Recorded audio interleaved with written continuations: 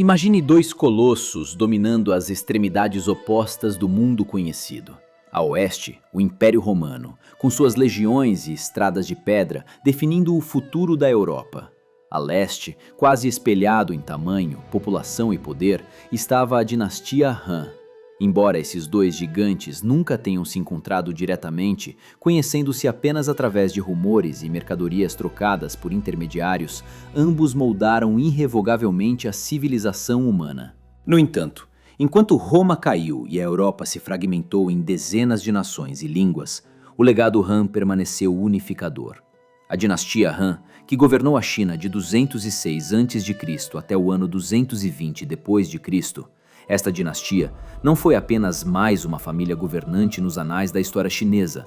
Ela definiu o que significa ser chinês. A influência dela foi tão profunda que transcendeu a política para se tornar identidade. Hoje, mais de 90% da população da China não se refere a si mesma como chinesa em um sentido genérico, mas sim como Hanzu, ou povo de Han. A escrita que utilizam são os Hanzi, caracteres de Han. Se a dinastia Qin, que a precedeu, forneceu a base do Império unificando as leis e fronteiras, foi a dinastia Han que consolidou sua cultura, a burocracia, o confucionismo e a identidade compartilhada que permitiram à China sobreviver a 2 milênios de caos e renascimento. Esta é a história de como esse império foi construído. A dinastia Han nasceu das cinzas da brutal dinastia Qin. O primeiro imperador Han, Liu Ban, era um plebeu, e seu governo inicial foi marcado por uma tentativa de aliviar as leis draconianas de seus antecessores. Mas foi sob o reinado do sétimo imperador, o formidável imperador Wu de Han, que a dinastia atingiu seu verdadeiro potencial e se transformou em uma superpotência. Governando por 54 anos, o imperador Wu foi para a China o que Augusto ou Trajano foram para Roma. Ele herdou um império rico, mas atormentado por uma ameaça existencial nas fronteiras do norte, a Confederação Nômade dos Xiongnu. Durante décadas, os Han tentaram apaziguar esses guerreiros das estepes, prováveis ancestrais dos hunos que aterrorizariam a Europa séculos depois, através de uma diplomacia humilhante conhecida como Heqin, ou diplomacia de casamento. O império enviava princesas chinesas, seda e vinho aos líderes Xiongnu em troca de paz, mas as invasões continuavam. O imperador Wu rompeu com essa tradição de apaziguamento. Ele decidiu que a China não pagaria tributo pela paz, ela cobraria.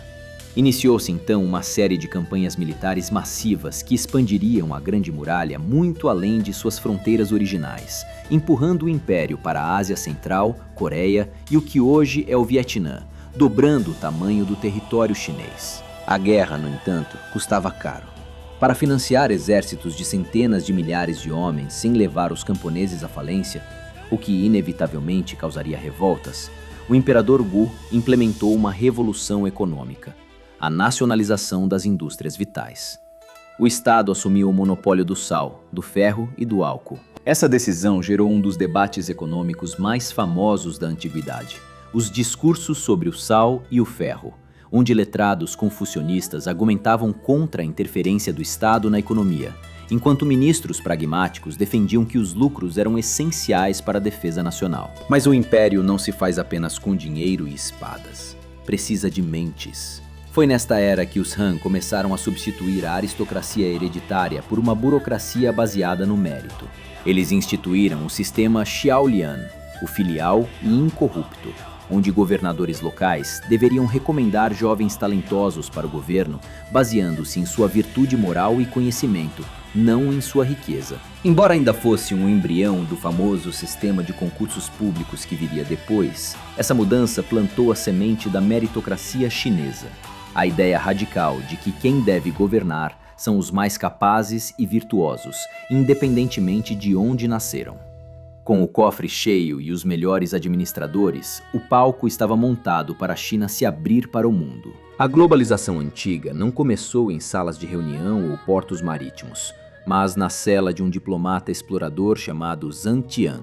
Por volta de 138 a.C., o imperador Wu enviou Zhang Tian em uma missão suicida, atravessar o território inimigo dos Xiongnu para encontrar aliados no distante oeste. Zhang Tian falhou em sua missão militar.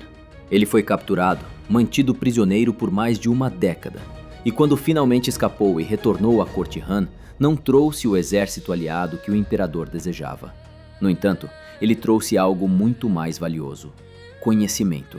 Ele relatou ao imperador a existência de grandes civilizações no oeste na Ásia Central, Pérsia e, indiretamente, Roma. Reinos ricos que desejavam ardentemente a seda chinesa. Ele também falou de cavalos celestiais no Vale de Fergana, animais grandes e fortes, superiores aos pôneis chineses, essenciais para a cavalaria Han enfrentar os nômades. Encantado com as possibilidades, o imperador ordenou a segurança das rotas comerciais através do corredor de Esche. Nascia assim a Rota da Seda. Não era apenas uma estrada para comércio de tecidos. Era a internet da antiguidade. Pela primeira vez, a China estava conectada a uma rede global. O ouro romano começou a fluir para o leste, enquanto a seda fluía para o oeste. Mas, junto com as mercadorias, vieram as ideias. Foi nas costas de camelos e nas sandálias de missionários que uma religião estrangeira da Índia começou a infiltrar-se silenciosamente na China: o budismo. Inicialmente vista como uma curiosidade bárbara, essa fé encontraria solo fértil no caos que viria séculos depois, transformando-se num dos pilares da cultura chinesa. Enquanto o império se expandia geograficamente, ele também precisava evoluir tecnologicamente para se sustentar. Administrar milhões de súditos, cobrar impostos e manter exércitos exigia uma burocracia eficiente, e a dinastia Han respondeu com uma explosão de criatividade que mudaria a humanidade. Até então, os registros oficiais eram feitos em pesadas tiras de bambu amarradas. Um livro ocupava uma carroça inteira, ou em seda, que era caríssima. O sistema era insustentável para um estado em crescimento. Foi então que, em 105 d.C., um eunuco da corte chamado Cai Lun perfeccionou um método de macerar cascas de amoreira, trapos de tecido e redes de pesca velhas para criar uma folha fina, leve e barata: o papel. Essa invenção não apenas facilitou a burocracia Han, ela democratizou o conhecimento. A alfabetização e a literatura puderam florescer de uma maneira que seria impossível com o bambu, seda ou papiro. O mundo jamais seria o mesmo. A engenhosidade Han não parou por aí. No campo militar e logístico, eles inventaram o carrinho de mão séculos antes da Europa. Onde os ocidentais precisavam de 2 homens para carregar uma mata, o general chinês precisava de apenas um soldado para empurrar centenas de quilos de suprimentos, uma vantagem logística decisiva em campanhas longas. Nos mares, desenvolveram o leme de popa, permitindo que seus navios navegassem com precisão em alto mar, enquanto os ocidentais ainda usavam remos de direção laterais menos eficientes. A ciência também alcançou o nível do sublime com Zhang Heng, o Leonardo da Vinci da China antiga. Astrônomo, matemático e engenheiro, ele criou o primeiro sismoscópio, um detector de terremotos, em pleno ano 132 d.C. Era um vaso de bronze magnífico com 8 dragões, cada um segurando uma bola de bronze na boca. Quando um terremoto ocorria, mesmo a centenas de quilômetros de distância, imperceptível aos humanos no local, o mecanismo interno sensível soltava a bola da boca do dragão que apontava na direção do tremor, fazendo-a cair na boca de um sapo de metal abaixo. O som metálico alertava a corte, permitindo que o imperador enviasse ajuda para a região afetada antes mesmo que os mensageiros a cavalo chegassem com a notícia do desastre. Mas talvez a maior obra da era Han não tenha sido feita de bronze ou papel, mas de palavras. Esta era nos deu Sima Qian, o grande historiador. Sima Qian herdou de seu pai a tarefa titânica de escrever a história completa da China desde os tempos míticos. No entanto, durante o reinado do imperador Wu, Sima Qian ousou defender um general que havia caído em desgraça. Furioso, o imperador condenou o historiador à morte. A única forma de escapar da execução era pagar uma multa impagável ou aceitar a castração. Na cultura chinesa da época, a castração era uma desonra pior que a morte. A maioria dos nobres cometia suicídio antes de aceitá-la. Mas Sima Qian escolheu a castração e a vergonha. Por quê? Porque ele sabia que se morresse, sua obra histórica ficaria inacabada. Ele viveu o resto de seus dias como um eunuco do palácio, suportando a humilhação para completar o Shiji, Os Registros do Historiador. Sua obra definiu o formato de toda a historiografia chinesa subsequente. Ele não escreveu apenas sobre reis e batalhas, mas criou biografias, tabelas cronológicas e tratados sobre economia e música. Sima Qian provou que, para os Han, o dever para com a história e a verdade era mais importante do que a própria honra pessoal. Se as fronteiras do império eram marcadas pela glória militar, o interior do palácio era definido por uma opulência perigosa e conspirações mortais. A corte Han era um ninho de víboras, onde a sobrevivência exigia mais do que apenas sangue real. O exemplo mais brutal dessa realidade foi a imperatriz Luzi, esposa do fundador da dinastia. Após a morte do imperador, ela orquestrou uma tomada de poder impiedosa. Sua crueldade tornou-se lendária. Ao lidar com a concubina favorita de seu falecido marido, a Lady Qi, a imperatriz ordenou que cortassem seus membros, arrancassem seus olhos e cortassem sua língua, jogando-a em uma latrina para viver seus últimos dias como um porco humano. Luzi governou com mão de ferro, provando que, na China Han, o poder feminino podia ser tão terrível e implacável quanto o masculino. A riqueza dessa elite cortesã foi imortalizada de forma inesperada pela arqueologia moderna. Em 1971, trabalhadores encontraram a tumba de Lady Di, esposa de um marquês Han. Seu corpo é uma das múmias mais bem preservadas do mundo. Após 2000 anos, sua pele ainda era macia, seus membros flexíveis e havia sangue tipo A em suas veias. A autópsia revelou que ela morreu de um ataque cardíaco causado por uma vida de luxo excessivo. Ela sofria de obesidade, diabetes e tinha sementes de melão no estômago de sua última refeição.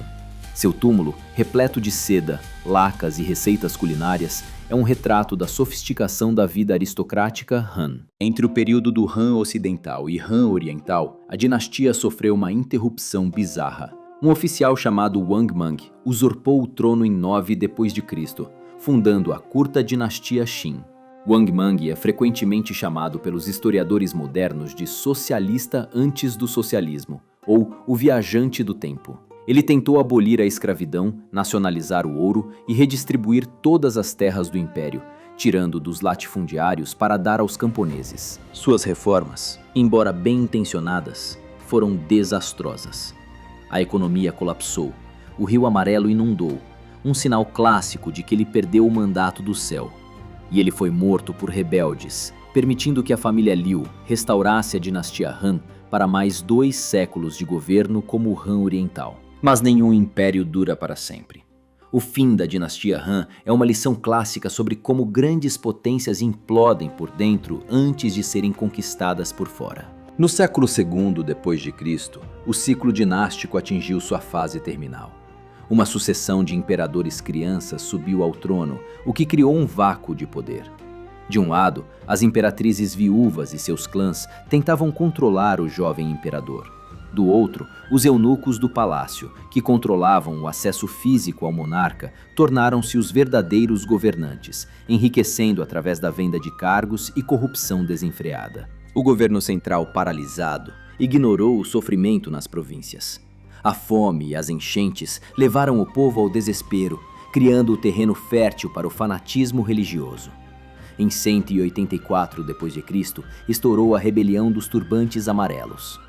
Liderados por uma seita taoísta, centenas de milhares de camponeses amarraram lenços amarelos na cabeça e proclamaram o fim da Era Han com o slogan místico: "O céu azul já morreu, o céu amarelo deve se erguer."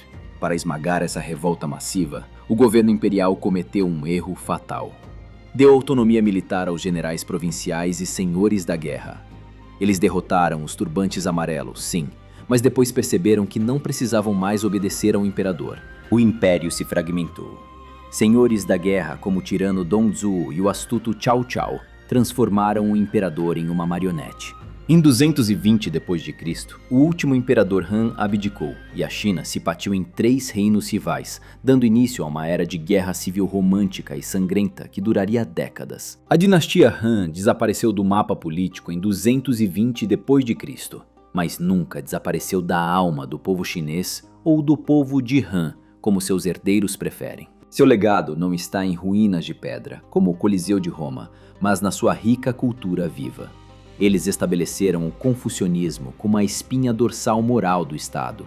Criaram a meritocracia burocrática que inspiraria o funcionalismo público moderno e conectaram o Oriente ao Ocidente através da seda. Mais importante ainda, eles forjaram uma identidade inquebrável.